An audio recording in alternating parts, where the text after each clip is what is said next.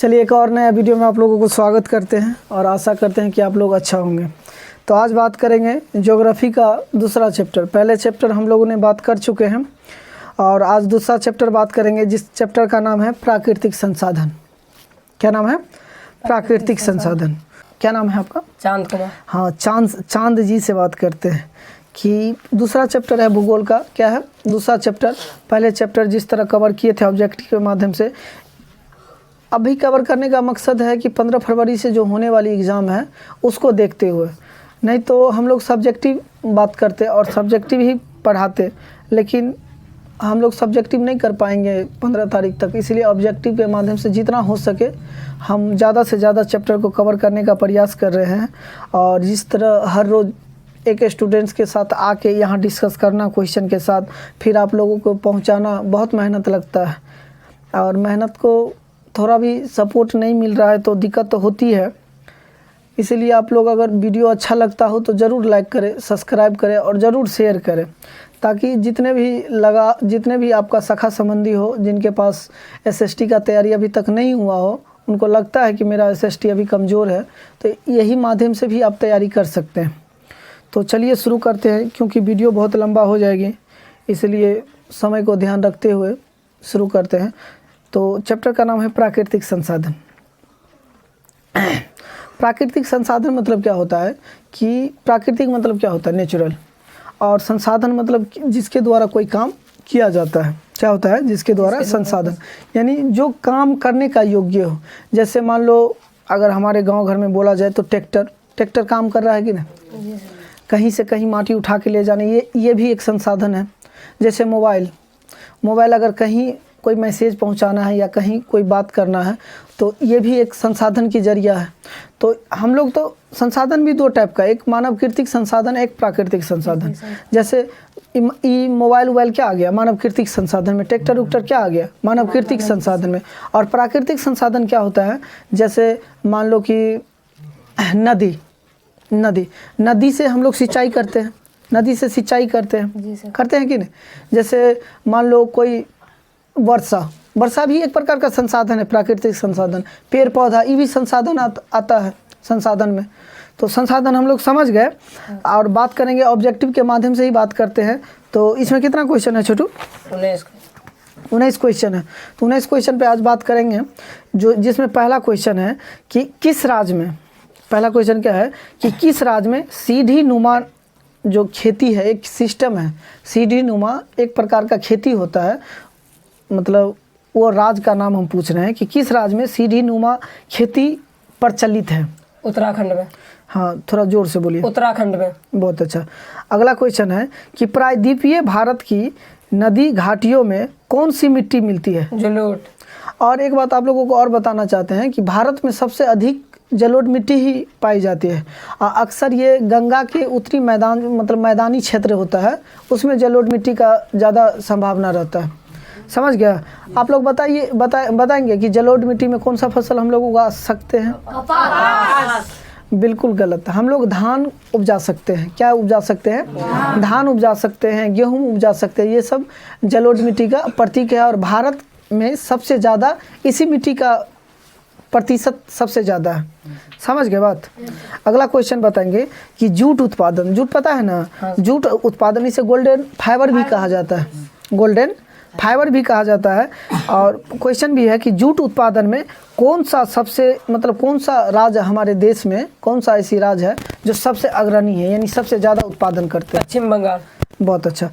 आप लोग बताएंगे कि पश्चिम बंगाल की राजधानी कहाँ है? एक बात और है कि 1911 ईस्वी में ही हम लोगों को दिल्ली से पहले राजधानी कहाँ थे? कोलकाता। अब भी ना दिल्ली है, इससे पहले कहाँ थी? कोलकाता। हम लोग 1911-12 में ही कोलकाता से राजधानी कहाँ किए थे? दिल्ली। अगला क्वेश्चन बताएंगे, मृदा जानते हैं ना? मिट्टी को बोला जाता है। मिट्टी निर्माण में क्या सब की जरूरत, मतलब क्या सब जरूरत होता है? चट्टान, जलवायु, पेड़ पौधा इत्यादि। देखो चट्टान क्या होता है मिट्टी में, कि चट्टान जब विखंडन होता है तो मिट्टी के रूप लेता है।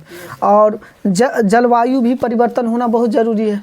और उसके बाद पेड़ पौधा लगाना तो अनिवार्य है। आप लोग भी पेड़ पौधा लगाइए। है कि नहीं।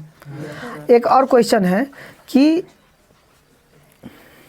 अस्थायीबद्ध मिट्टी का एक उदाहरण है, कौन सा मिट्टी को अस्थायीबद्ध कहा जाता है? काली मिट्टी को। बहुत अच्छा। देखो काली मिट्टी का सबसे जो इनका बढ़ावा क्षेत्र यानी सबसे ज़्यादा काली मिट्टी कहाँ है? महाराष्ट्र में। और काली मिट्टी का पानी सोखने की क्षमता बहुत ज़्यादा होती है, इसीलिए इसमें दरार आ जाती है। अगर मान लो कोई पानी, अगर जो मिट्टी पानी सोख रही है, जो मिट्टी पानी सोख रही है उसमें अगर मिट्टी सोखने जैसे ही सोखेगा और सूखेगा तो मिट्टी फटेगा। और मिट्टी, काली मिट्टी जो है कपास के लिए फेमस है, महाराष्ट्र में है। और काली मिट्टी का एक और दूसरा नाम है जो हम आपसे पूछेंगे, बताइए कि काली मिट्टी का दूसरा नाम क्या है? कपास। इसे कपासी मिट्टी भी कहते हैं और रेगुड़ मिट्टी भी कहते हैं। क्या नाम है? रेगुड़ मिट्टी भी कहते हैं और कपासी मिट्टी भी कहते हैं। बहुत अच्छा।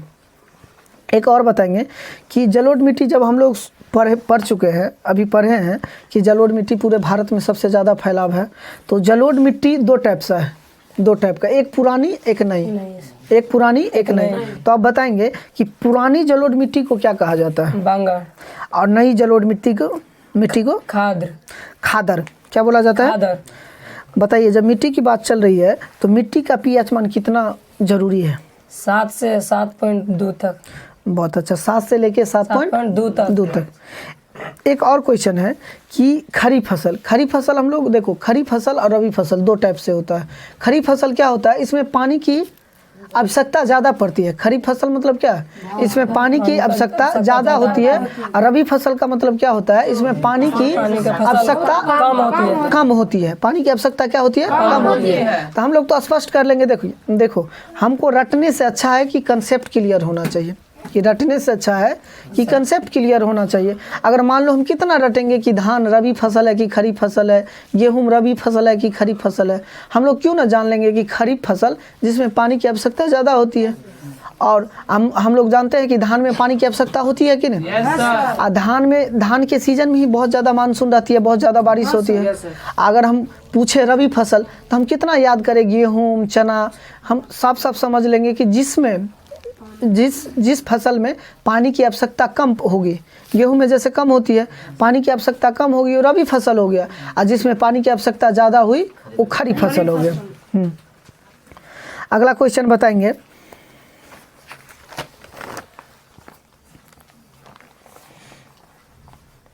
बताइए, भारतीय कृषि का राष्ट्रीय उत्पादन में कितना प्रतिशत योगदान रहता है? 22%। बहुत अच्छा। बताइए, गेहूं के उत्पादन में कौन सा राज्य सबसे आगे है? उत्तर प्रदेश। आप लोग बताएंगे कि उत्तर प्रदेश का राजधानी क्या है? अभी उत्तर प्रदेश के मुख्यमंत्री कौन से हैं? आदित्यनाथ योगी। बहुत अच्छा।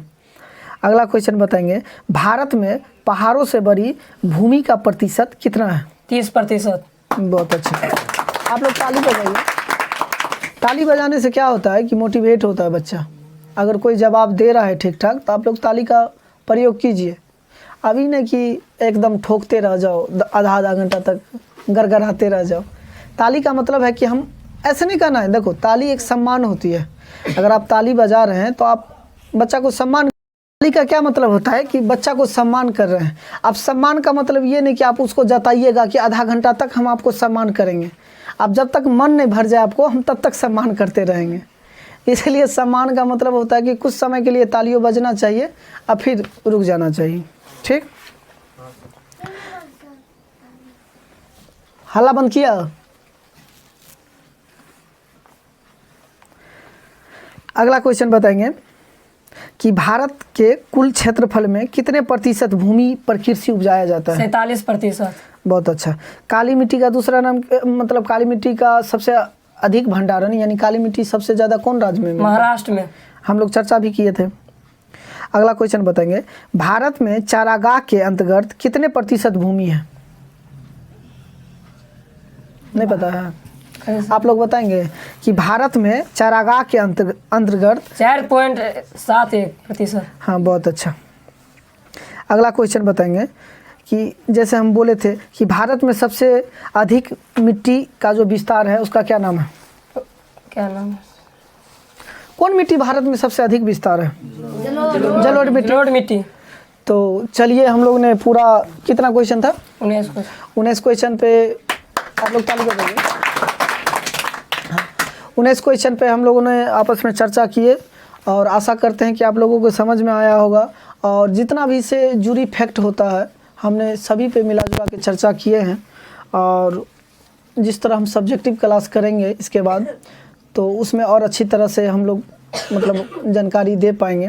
ऑब्जेक्टिव में तो नहीं हो पाता है उतना कि आप जितना चाहेंगे उतना आप दे नहीं सकते हैं, लेकिन फिर भी कोशिश करते हैं कि आप किसी न किसी माध्यम से अच्छी तरह समझ सकें। और हमने शुरू में बात किए थे कि एक पैड कोर्स आया हुआ है जिसका मूल्य 151 है, और अगर आप 10 तारीख तक परचेस करते हैं तो आपको मात्र 11 रुपया ही देना पड़ेगा, और पूरे 1 साल का है। 2025 का स्टूडेंट के लिए एकदम धमाका ऑफर है। आप मतलब एकदम निश्चित होकर तैयारी कर सकते हैं। और एक एक बच्चा, अगर जो बच्चा सीरियस से अगर 1 साल क्लास कर लिए तो हम आपको गारंटी देते हैं कि हर बच्चा को 400 प्लस रहेगा नंबर, 110% की आपको 400 प्लस रहेगा। और बाकी नंबर आपके राइटिंग स्केल पे डिपेंड करेगा, क्योंकि नंबर आप भले आप कितना भी तेज़ हो, भले भी आप कितना भी ब्रिलियंट हो, लेकिन अगर आप टॉप में आना चाहते हैं तो आपका राइटिंग स्केल भी बहुत ज़रूरी है, क्योंकि राइटिंग स्केल के बिना आप टॉप नहीं कीजिएगा। इसीलिए आप लोग राइटिंग पे भी मतलब ध्यान दीजिए, और सब्जेक्ट पे तो ध्यान देना ही है, एकदम केंद्र बिंदु बना के करना है। तो हम कैसे परचेस करना है तो हम तो बता दिए हैं कि डिस्क्रिप्शन में डाल देंगे नंबर, वही व्हाट्सएप नंबर होगा और वही फ़ोन पे नंबर होगा, या आप कोई भी मतलब पे से फ़ोन पे कर सकते हैं, कोई भी मतलब कोई भी जैसे पेटीएम हुआ, गूगल पे हुआ, फ़ोन पे हुआ, किसी से भेज सकते हैं। और अपना स्क्रीनशॉट भेजिएगा तो जो ग्रुप ऑनर होंगे वो आपको जोड़ देंगे, और 10 तारीख से लगातार कंटिन्यू क्लास चलेगी। तो आप लोग 25 के लिए तैयार रहिए, और 25 में एकदम जैसे बोला जाता है एकदम झंडा लहराएंगे। और मेहनत कीजिएगा, आपका मेहनत रहेगा, और आप मेरे कथनों अनुसार आप चलिएगा तो आप 110% आप विश्वास रखिए कि आपका नंबर 400 प्लस रहेगा। और आगे तो हम क्या कहेंगे, अगले वीडियो में मिलते हैं। तब तक के लिए ऑल द बेस्ट, आपका दिन शुभ हो। क्या